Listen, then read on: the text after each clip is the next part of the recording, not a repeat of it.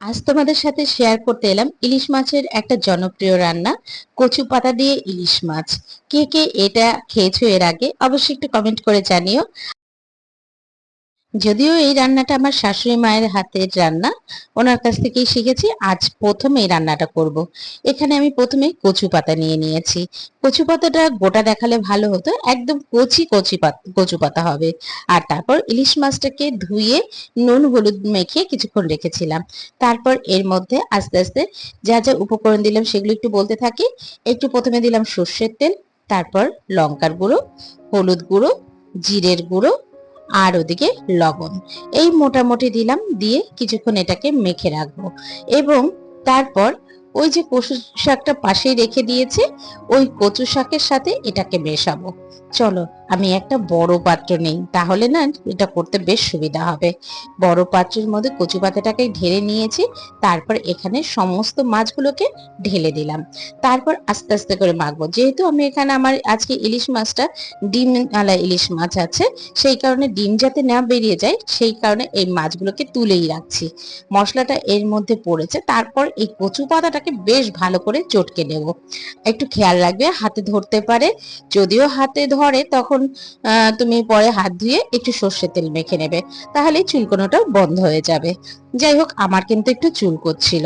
যাই হোক, আমি ওই টিপসটা ফলো করলাম। তারপর এটাকে ভালো করে চটকে ওই ইলিশ মাছটাকে এর মধ্যে আবার দিয়ে দেবো।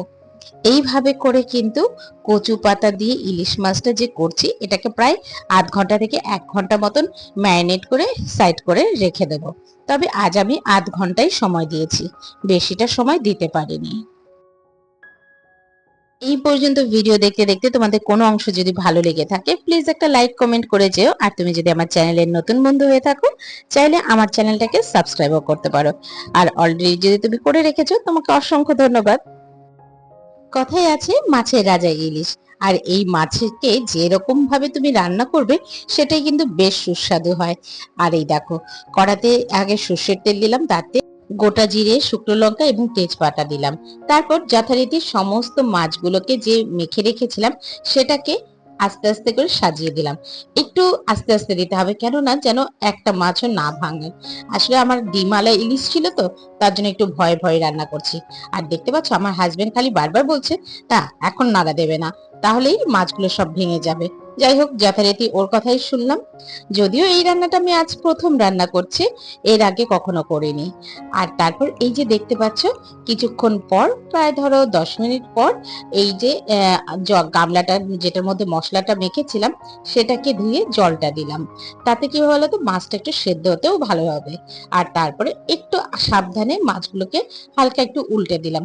তো তোমরা যারা কড়া থেকেই উল্টাতে পারো সেরকম করলেও করতে পারো, আমি আবার ওটা ঠিক পারি না। আমার মা, শাশুড়ি মা এরা কিন্তু পারেন। ব্যাস। আর তারপর 15 মিনিটের মধ্যেই মাছ পুরো রেডি। এই যে দেখো কি সুন্দর তেল ছেড়ে এসেছে।